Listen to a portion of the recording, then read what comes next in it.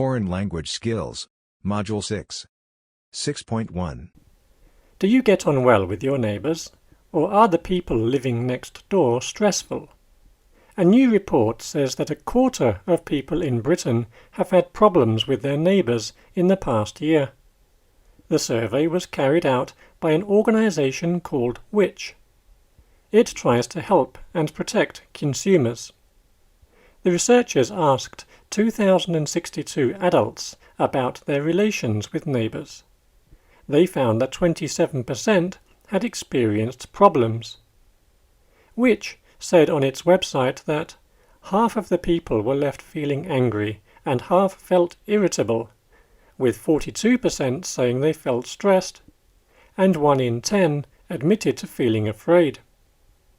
It added, the survey also found that 64% didn't know where to go to seek help and advice. The biggest complaints about neighbours were loud voices and the sound of arguing. Loud noise in televisions and doors slamming were also a problem. People also described drug use and police arriving at their neighbour's house. Only 1/3 of people spoke to the noisy neighbour about the problem. However, people said the problem became worse if the neighbour did not apologise or continued with their annoying behaviour. Which said 86% of young people, those aged 18 to 24, did not know where to go to get advice. A Which spokesperson said, "Our research has found that young people especially are suffering in silence." Which said people needed to keep a diary of unneighbourly behaviour. Module 6. 6.2. In a terraced house between the gasworks and the railway station lived a very miserable man. He was miserable because he lived between a motorbike mechanic and a music teacher. Every morning the man was woken by the mechanic hammering and banging and clanging and revving away on motorbikes in the yard. It seemed as if the noise would shake the house down. Then the first pupil would arrive at the music teacher's house, and there would be a screeching of violins, or a thundering of pianos, or a caterwauling of trumpets, or the ear-splitting whine of a flute played flat. It seemed as if the music would break every window in the middle house. The man living between these noisy neighbours tried everything: earplugs, earmuffs, putting his head under the pillow, even locking himself in the cupboard. But the engines revved and the music jangled until he thought his head would burst.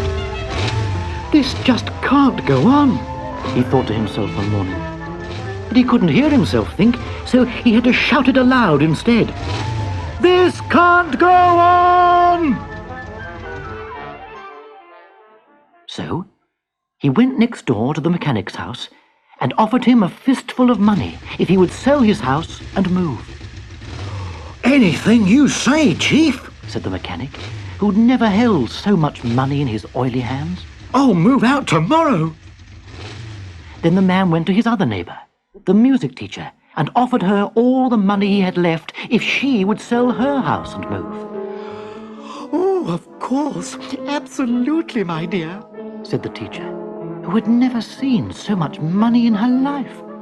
"I'll move tomorrow."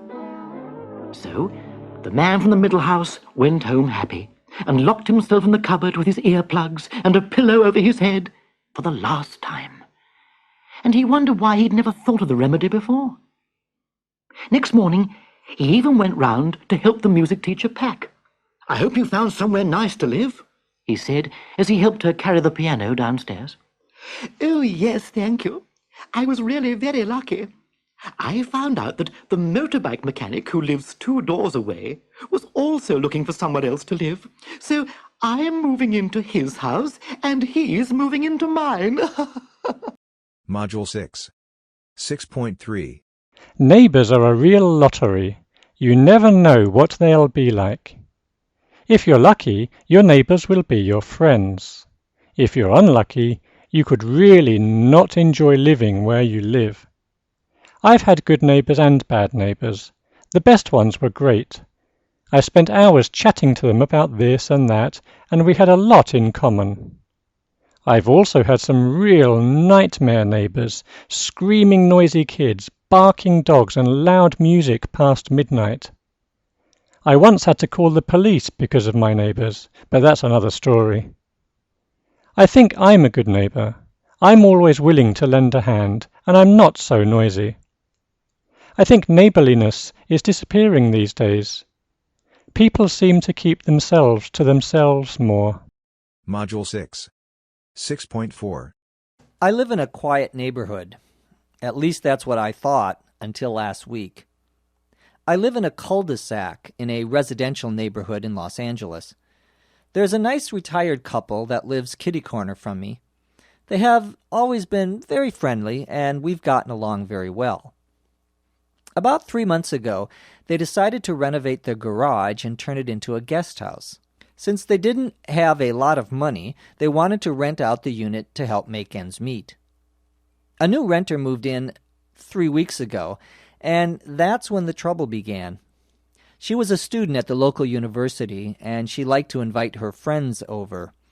The trouble was, they kept very late hours, and they liked to play loud music. My neighbors were at their wits' end. They talked to their tenant several times about the noise, but nothing worked. Finally, they asked her to move out. Fortunately, she was on a month-to-month lease, so they didn't have any problems. Now that my neighbors have learned their lesson, their new tenant is a nice widow with 2 cats.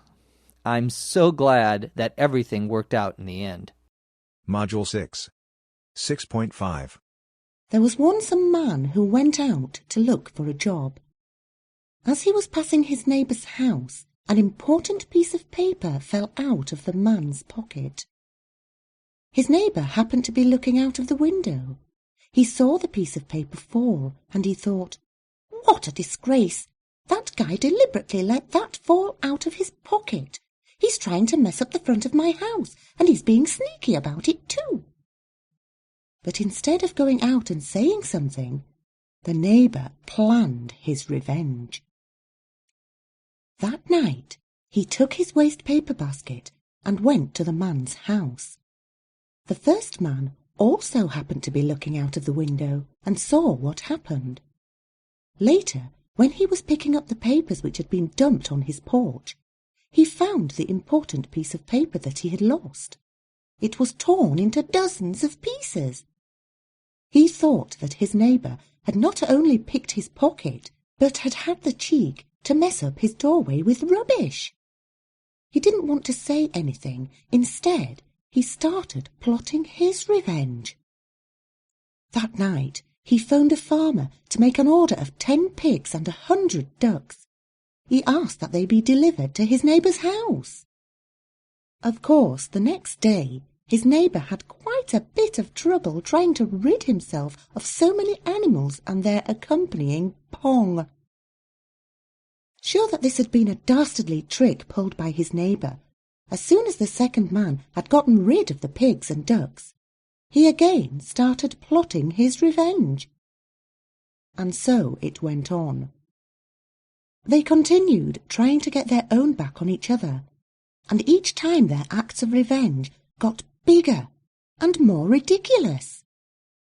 The dropping of that single piece of paper ended up invoking a rock band, a fire siren, the driving of a lorry into a garden fence, the throwing of a hail of stones at windows, the firing of a cannon, and finally the dropping of a bomb, which destroyed both men's houses.